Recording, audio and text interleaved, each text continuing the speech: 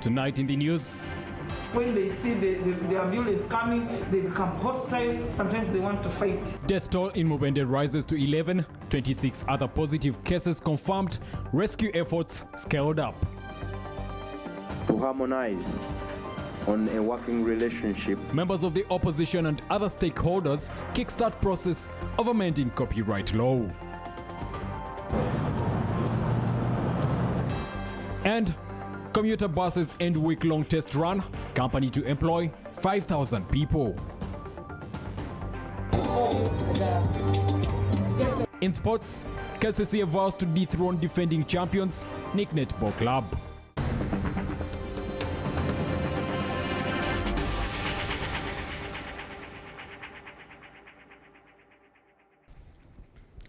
Gastrointestinal symptoms like abdominal pains, vomiting, diarrhea, unexplained hemorrhaging like bleeding and bruises, a sore throat, aches and pains are some of the symptoms of Ebola. If you are experiencing those, you better seek medical attention or even isolate yourself so you can save people around you.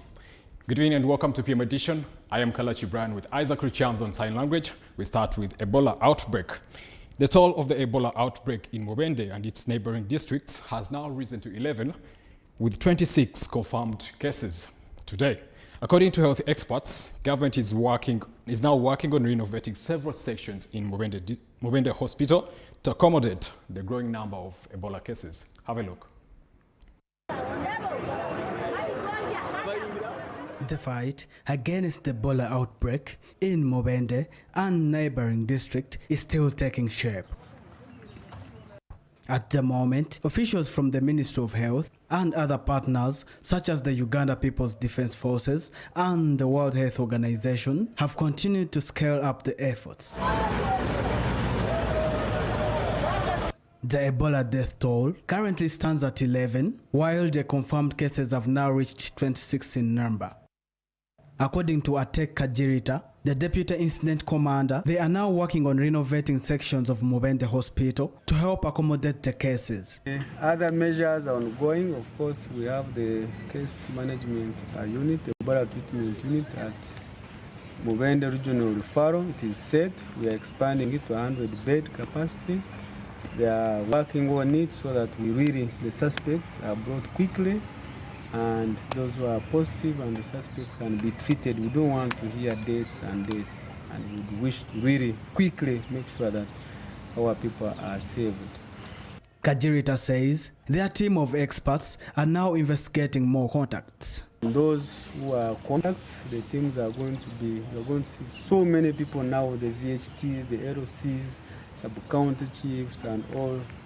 They will be working to look for people who could be in homes, who could be in facilities, who could be in ritual,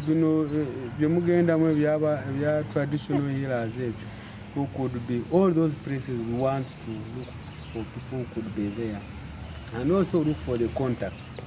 The RDC of Mubende district, Rosemary Biabashaija, has urged government to give them enough facilities and equipment to fight the spread of the virus. They declined, they said for us we are not going. And we have to agree with the family members. So the challenge of fuel to go and pick those patients, the challenge of fuel to take the body for safe burial is still the challenge of the security that is supposed to accompany these vehicles, because sometimes we are threatened by the communities. When they see the ambulance coming, they become hostile. Sometimes they want to fight. So we must have a security vehicle all the time, escorting either the body or escorting our officials who are going to pick the patients. That's one of the challenges. District leaders have now been urged to be careful and to monitor their situation. Tony Patila Humza, CTV, PM Edition.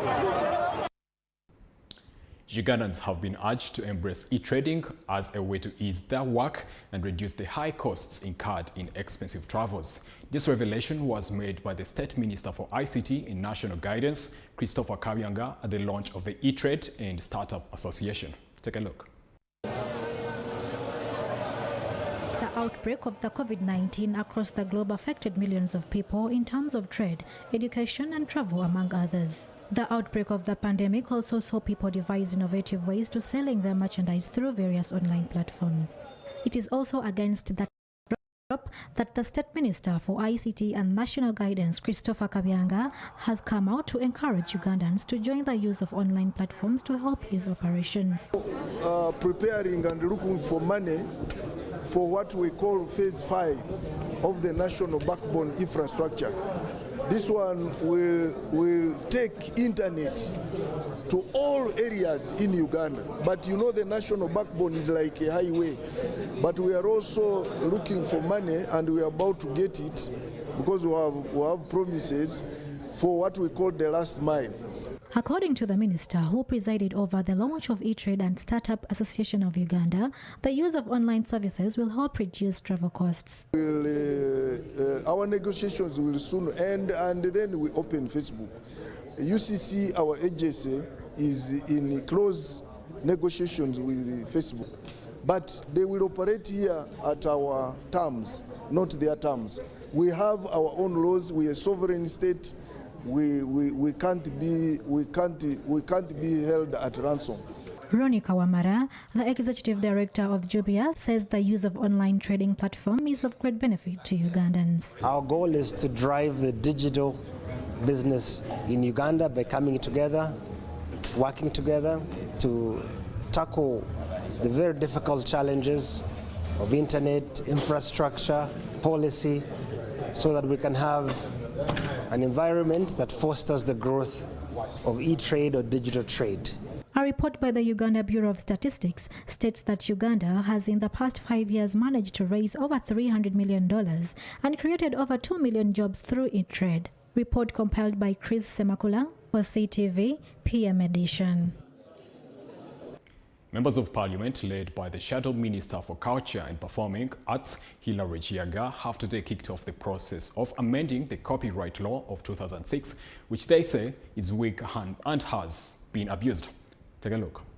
Okay, Members of the opposition in Parliament today had a stakeholders meeting with the musicians, comedians and content creators, the National Culture Forum, the Copyright Institute, the Solicitor General and the Uganda Registration Service Bureau to discuss the copyright law.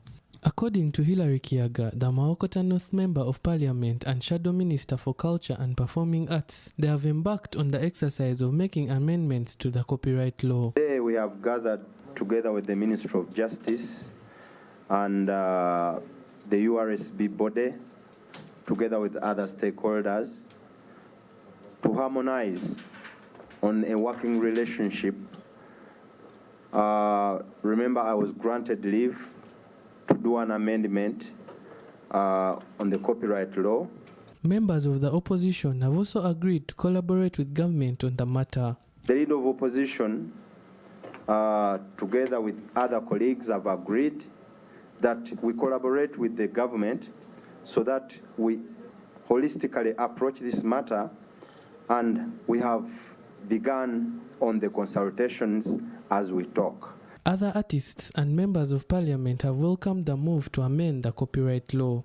But you've been wondering, what is it that has not been done for it to serve a purpose? So that's why we've been having engagements to support the bill brought by Honorable Chiaga. Thank you so much. We are proud of you.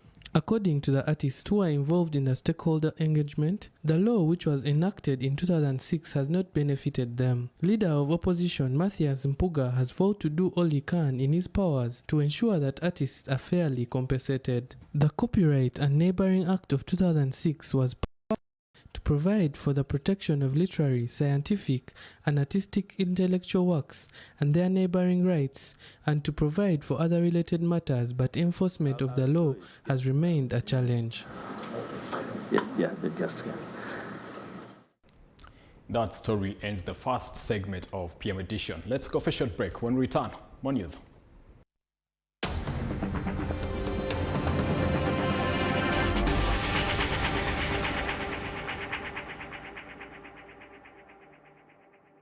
Do you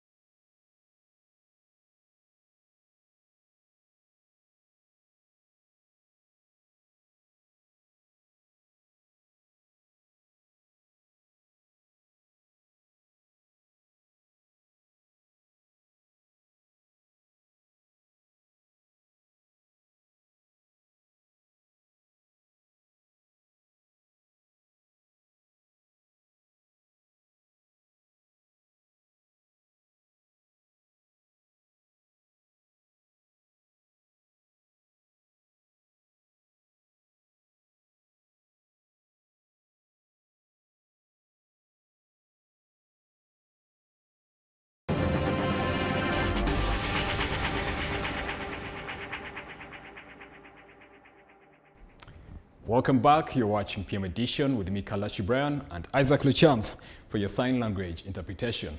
Now, Tondeka Bus Company has today concluded its test run. The 5 buses which were assembled by Kira Motors have for the last week been on a trial town service run.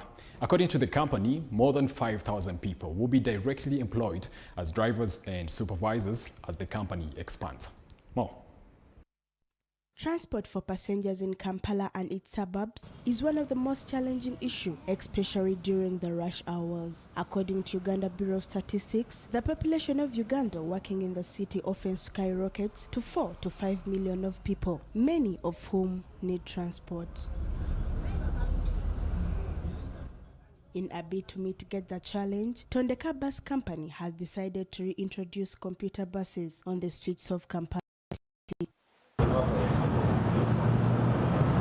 According to the directors of buses, the move will create more than 5,000 jobs on top of transport. These are all operating on the Ntinda circular road. We are getting another 2 buses next week, and we are hoping by end of next month to have at least 12 buses. Our target ultimately is to have 1,300 buses in not more than 4 years. The reason we can't commit and be sure we will have them because it will depend on the capacity of the producers of the buses. All the buses we operate must be manufactured locally. That was the presidential directive. Whereas we wish to have so many buses in that time, we may not have them if they are not produced. Create opportunities for local people in terms of employment. So if I tell you that the overall picture is 1,300 buses, we're going to need around about 5,000 people to help us operate and maintain the buses. That's phase 1 for us.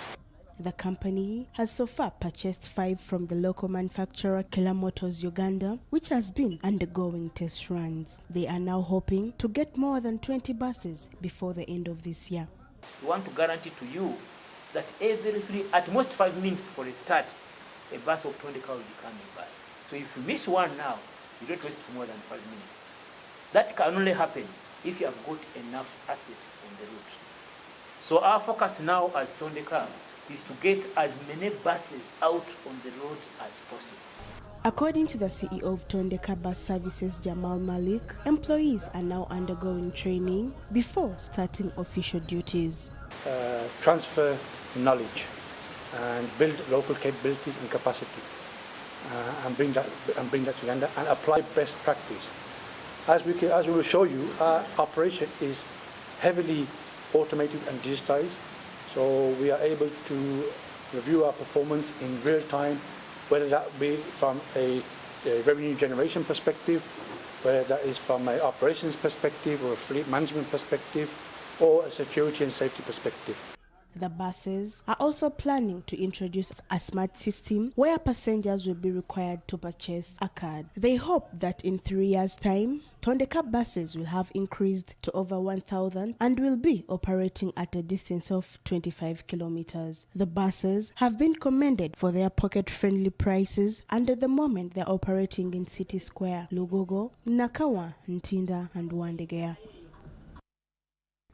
Now, while Mali celebrated its Independence Day, yesterday West African leaders held a meeting in which they lifted some sanctions which were imposed on Mali and also planned to impose more on Guinea, another West African nation. In Ethiopia, 1 person has been reported killed in an airstrike in the region of Tigray, a death the Ethiopian government has called staged.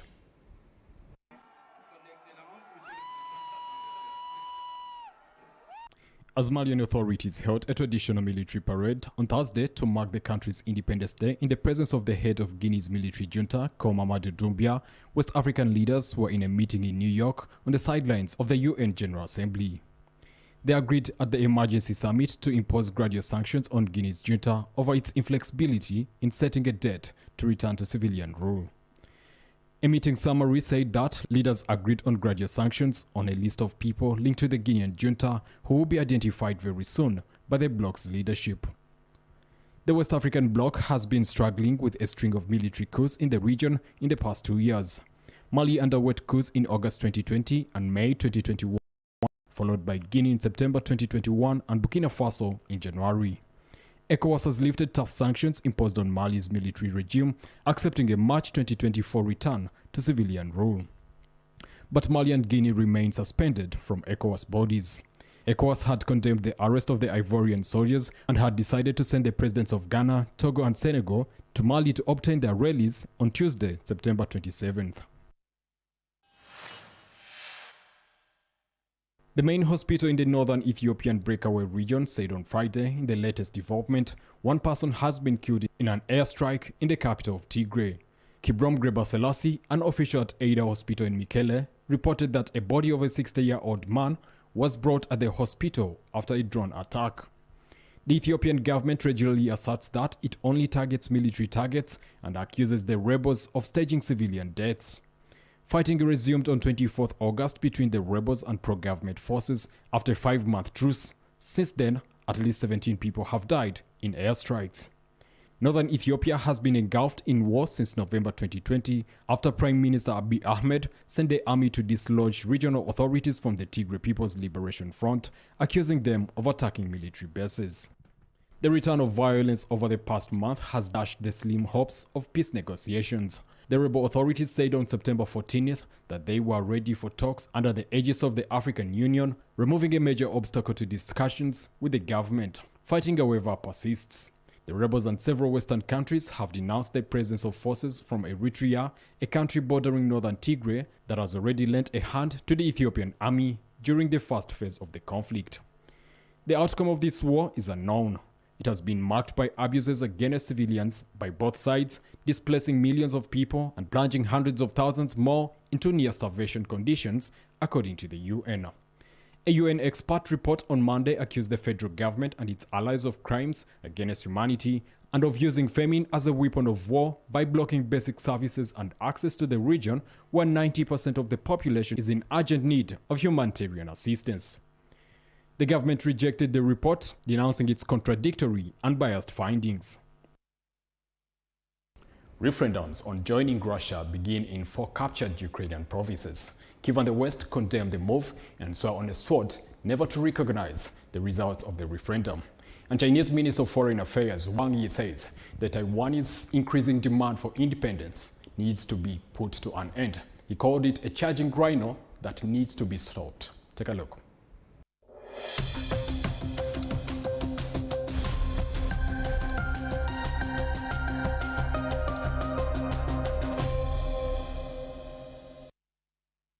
Referendums on joining Russia begin in 4 captured Ukrainian provinces. 4 regions of Ukraine are holding referendums on Friday over joining Russia amid the ongoing crisis. The provinces Luhansk, Donetsk, Kherson and Zaporizhzhia are currently under Russian control, and in the past few months, Moscow has set up local governments to handle daily administration. The 4 provinces together account for around 14% of Ukraine's territory, and right now, it is almost a certainty that the results will favor annexation. A similar process was followed by Russia during its annexation of Crimea in 2014, when it claimed that the results were signs of popular support, a move that was not recognized by the international community. The Ukrainian authorities have already made it clear that they will not accept or recognize the results of the referendums, and this can lead to an escalation in the conflict. A majority of Western countries have also condemned Russia for this move at the United Nations General Assembly. While the plan for the referendums was in place for quite some time, they were accelerated by Ukraine winning captured territories in the past few weeks. The Russian forces lost ground in a number of areas as the resistance forces went on to claim victory in both Kharkiv and Luhansk. Comparing Taiwanese independence to a changing rhino that must be stopped, China's Foreign Minister Wang Yi blamed the US for speeding it along, highlighting that the legislation under consideration by US lawmakers threatens the foundation of US-China ties. Wang said Beijing will not tolerate the Taiwanese independence bid. Calling the ties between US and China at a low ebb, Wang said voices advocating the independence of Taiwan have grown because of Washington's support.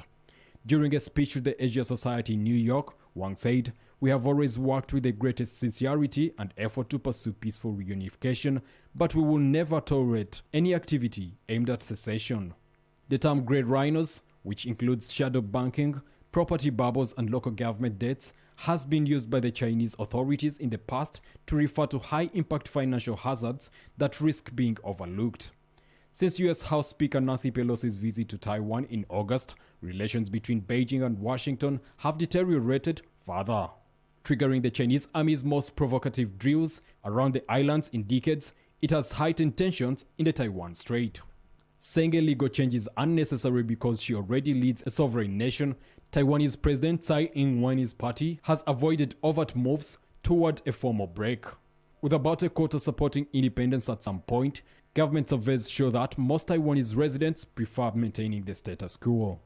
When asked if the US would defend Taiwan if it is invaded by China, President Joe Biden answered yes during an interview with 60 Minutes that aired earlier this week.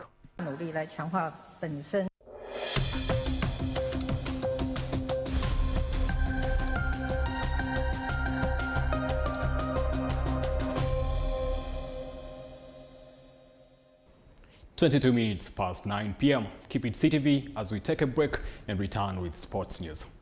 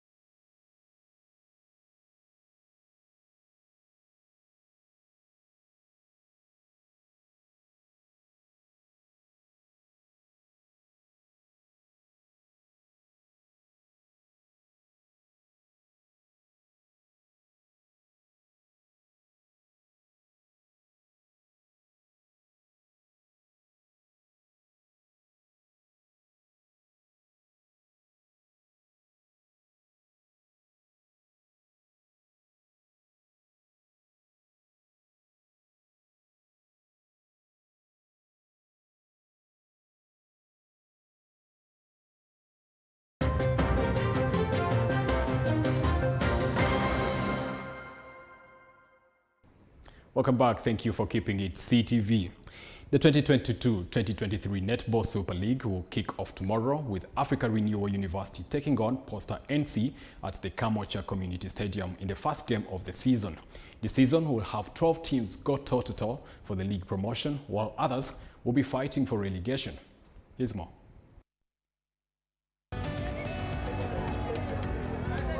The prestigious Uganda Netball Women's Super League returns tomorrow with a better strategy for growing the game. Record holders and current league champions Nick are optimistic about winning their 22nd league title, their fourth in a row, to keep up with their dominant performance. Joan Nampungu, the team captain, is confident about retaining the crown. We are not intimidated by any team and we cannot undermine any team, so we are ready to defend our titles.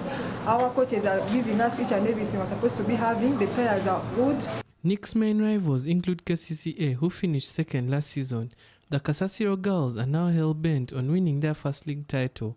Their experienced goal shooter Shadia Nasanga says they'll do whatever it takes. The focus as we girls, as we managed to play last season, we were the second last season. This coming league, the girls are so prepared because we have been training. Some girls are from Commonwealth, some were here training, playing friendlies with other teams. So we promise that we shall put a big challenge on this coming league. KCCA will also be boosted by their additions. They have gone on to recruit Hanisha Mohammed, the former UCU goal shooter. I think the performance last year was really amazing. They were second in the league, and obviously, like I said before, they want to achieve one particular goal, and that's, winning the title. Obviously you can only win that title if you work hard, being very consistent. The players at KCCA are really young players, very energetic.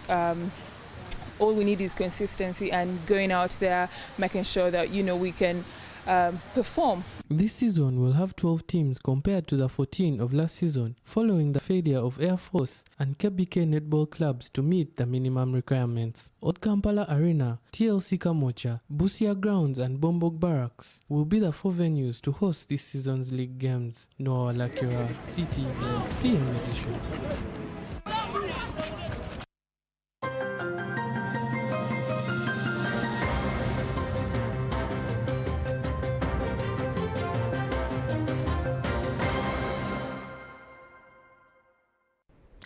As cliche as it may sound, the old adage always stands. If there is no enemy within, the enemy outside can do you no harm. People will not give you peace. The world will not give you peace. Only you can give yourself peace by eliminating toxic and negative people out of your life, things and habits or anything that takes away your peace. If there is peace in your heart, no one or anything can be at war with you. If there is war in your heart, everything and everyone will be at war with you. I'm Kalachi Brand with Isaac Richards. Enjoy your night.